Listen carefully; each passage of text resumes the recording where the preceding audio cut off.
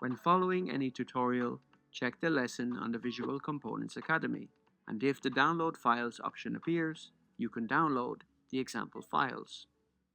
Hello, and welcome to the spot welding tutorial. In this tutorial, we're going to take a look at different spot welding tools, the manual spot welding tool, and the spot weld importer tool.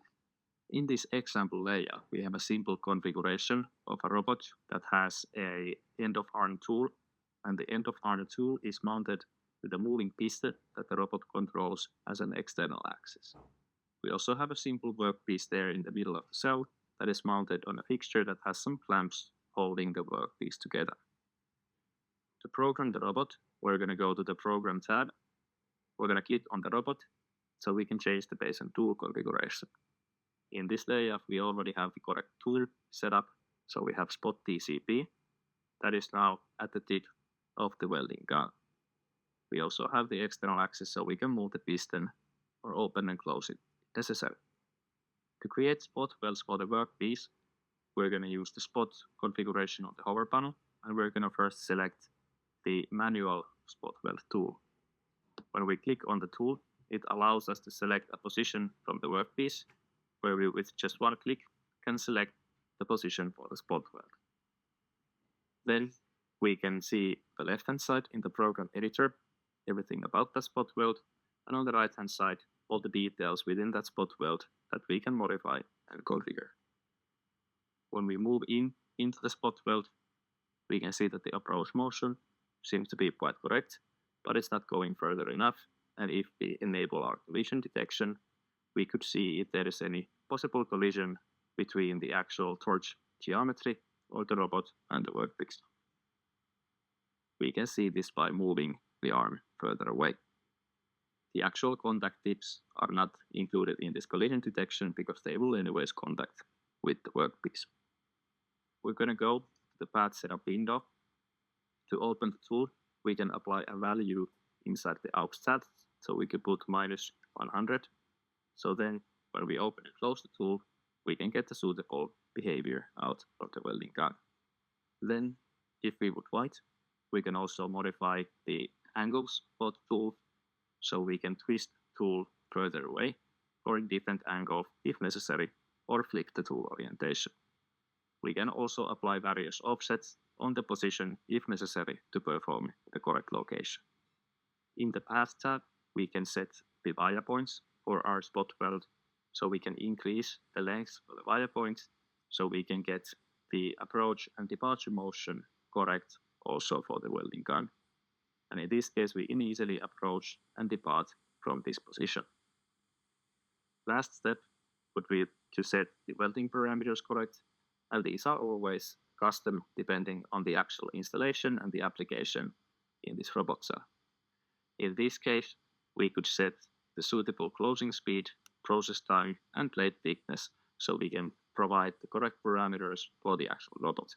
You can see an example set of parameters that are necessary, for example, for a KUKA controller in this case. When we have set a suitable set of parameters, we can set these ones to the template list, so we can create a spot WPS template where we include all of these settings from all the tabs above. We can click on the plus icon.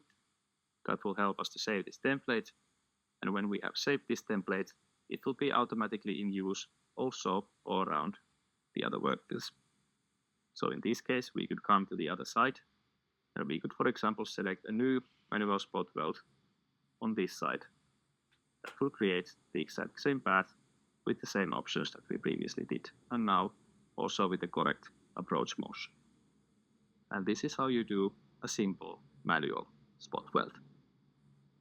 We can also do an imported path, so we can import spot weld paths from this hover panel. We can add a new button to the hover panel, and on mouse right, we can add an action for the spot importer. And if you already have your data inside a CSV file, we can import that data and form these paths automatically from those CSV files. For more information about the CSV files, please check out the data that is provided together with this tutorial. We're going to use the example data that you can find from the tutorial, and we're going to select the import files. You will be prompted about selecting the workpiece component first, so you need to have the workpiece selected. And this is important because all the spot welds are created with respect to the origin of the selected workpiece component. So we're going to select our workpiece, and we're going to select the spot importer tool. Then we're going to select the spot data, and it will create all the necessary spot welds in the background. Now you can see a list of imported spot welds. They have a custom naming and they have a custom order, and all of these settings you can manually define in the CSV file. If you have a way of automatically creating these files, you can include all the data fields that are mentioned inside the CSV and the Excel sheet provided together with this tutorial. The last thing to check in the importer case would be to check with path check tool whether the imported sequence will be okay to execute, so we can run it. So it seems that the first part should be okay. In the second one we have some collisions and problems with some singularities. So this can happen when you design your spot welds in another software. You probably are not able to see how well does the robot execute those motions, but in this case we can go to that specific spot weld by clicking on the name. We're going to zoom in closer, and we're going to see where the problem is coming from. So in this case we have a collision with the base of the welding gun and the base of the piston. So in this case, when we want to modify this, we can control the angle for our tool so that in the clamping part we are out of the collision with this gun and the fixture. And then we can control with full modification how do we then approach and depart that position, and how far are we going to create the approach and departure motions. So in this case we're only going to need the approach motion. So let's check again. So we are 100%, so this minor change was necessary so that we can get a program that is then rid of collision. So we are 100% and able to translate this to the real robot. That's all about the manual spot importer tool and the spot importer automatic tool. So thank you for following this tutorial. We'll see you next time.